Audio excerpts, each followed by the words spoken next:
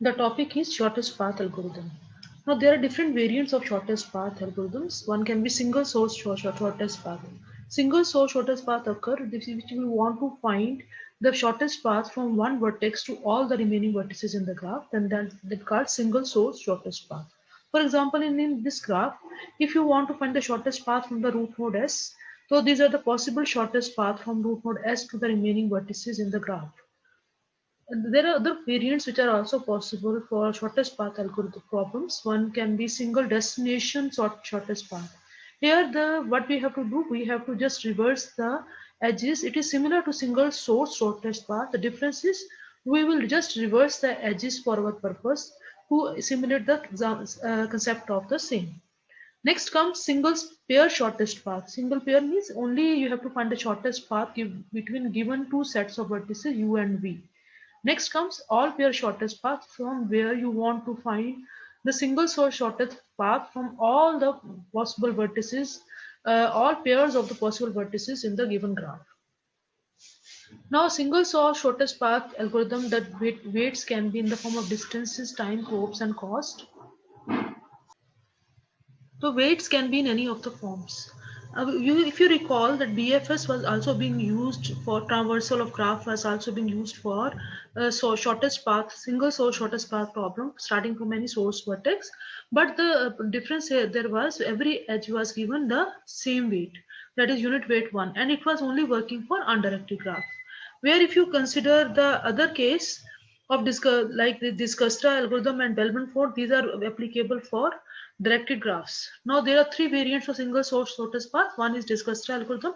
It will work only when the weights are non-negative. It is applied to the weighted directed graphs. Bellman-Ford algorithm, this will work when the weights of the graph when the of the edge weights may be negative. In that case, Bellman-Ford will work.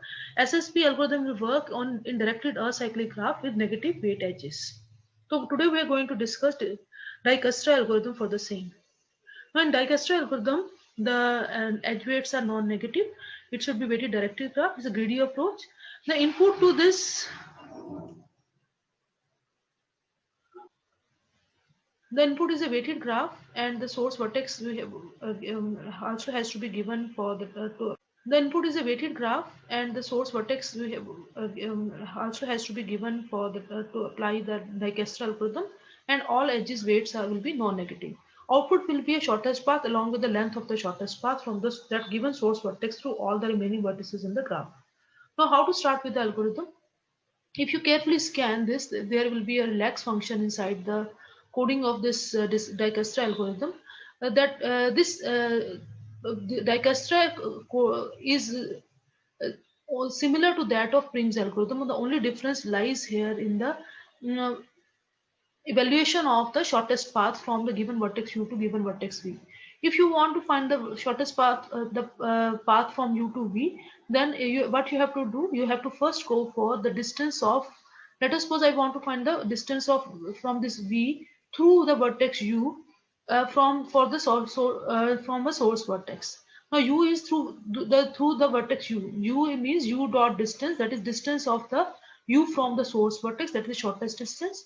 And if we have already labeled some distance of the vertex v from source vertex, if the distance from the source vertex to v, that is v dot d, if it is greater than the distance from source to uh, that is u vertex, and distance from u to plus distance from u to v, then only update here the v dot d distance. For example, if you say in layman example, if you have evaluated distance from u is, let us suppose, 3 unit to let it be 3 unit, and we have returned that distance from through some path, the distance from that node is say 10 unit. But if you go for to the distance source destination vertex v, and if you see clearly the distance from u to v, the edge weight, let it be say 5, then we can carefully scan that u dot d is equal to 3, that distance of the u from the source vertex, that is 3, and v dot d, it was earlier given as 10 unit, that is distance from source to vertex v. Now if you go through the u to v, from s you want to go to v, but through u, then you will be saying that distance final distance v dot d should be, if you're going through u, then it should be 3 plus 5. 3 plus 5 means distance of the um, vertex u from the source vertex plus the edge weight u comma v, only when this value is lesser than that of 10. So this is the criteria used for Dijkastra algorithm. It is similar to Prim's algorithm, where in Prim's algorithm we are only after the minimum edge weight. We are not after the distance, so that only difference is u dot d won't be there, and similarly this u dot d distance won't be there directly. It is roughly similar to that of Prim's algorithm. The remaining tidbits are exactly same. Now considering this example, if you want to apply Dijkastra algorithm in this case, you will start from the given source vertex that will be given to you, from where you want to find the shortest distance. We want to find the shortest distance from the source vertex x. Now if you try to find the direct distances between from S to T, direct edges are, we initialize all these distance from the source vertex to all the remaining vertices as infinity. This is the initial value we are settling down. This is the values inside circle will be the distances from the source vertex, that is S.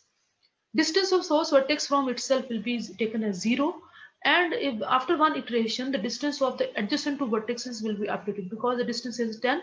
So the distance of this value says that T vertex is 10 unit distant away from S, and if you see 5 Y vertex is 5 unit distant away from S.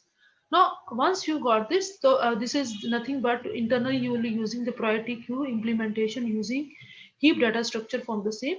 That means the shortest, initially in the first iteration we remove the minimum key value, that is a distance value, that is out of 0 infinity raised to infinity, the minimum key value is 0, and once it has been removed, its adjacent two values have been updated, and out of these set of now priority queue contains these set of vertices, and out of these set of vertices we will be again finding the minimum key value based on the distance from the source vertex.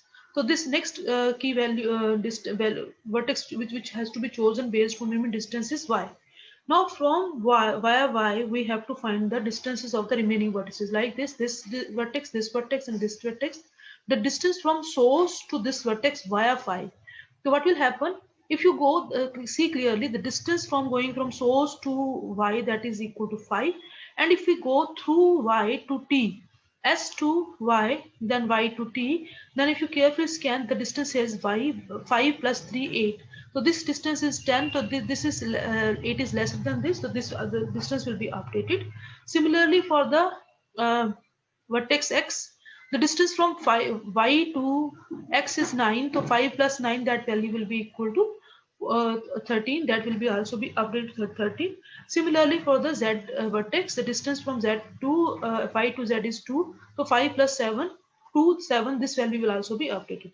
In this way the values, that 14 value will be updated, then 7 value, these values will be updated. Now the priority queue will be containing these set of vertices, and if you see minimum value of the vertex with minimum shortest distance will be that of 7. Now we have to now traverse, that is we are going from source vertex to z and to all the remaining vertices t and x through t and z. So what will the distance? If you know the distance here is 7, that is from source to z, the distance here is 7, but if you go from z to x, the distance there will be 6, and from z to t, if you go careful, there is no direct distance from z to t. Now what will be the final answer for this? This will be this value will be equal to 13. So if you carefully scan, only this entry x will be updated, the distance here will be 13, remaining will be remaining the same. Now from this set of the vertices, if you carefully scan, the priority queue will contain only these two vertices. From these two vertices, the shortest value will be 8. That 8 will be chosen. That means we only remaining vertex which is remaining to added the distance is x. That means from S to T to x, whether will be through T we will be reaching x by shortest distance or not. Earlier the distance was 13 unit. If you are going from S to T, the distance shortest distance was 8 unit. 8 plus 1 will lead to 9. That definitely going via t, the answer x will be giving you the from s to x, the result will be shortest distance. So this will be updated by 9. So this is the final answer. No more vertices are remaining in the priority queue to be scanned. So if you carefully see from this diagram only, these Shaded arrows are nothing but the shortest distance. From S to Y, the shortest distance is 5. From S to Z, the shortest distance 5 plus 2, 7. From S to T, the shortest distance will be from S to first Y, then Y to T. That is 5 plus 3, 8. And from S to X, the distance will be, the path will be S to Y, Y to T, and T to X. So this is the example of the single source shortest path using Dijkastra.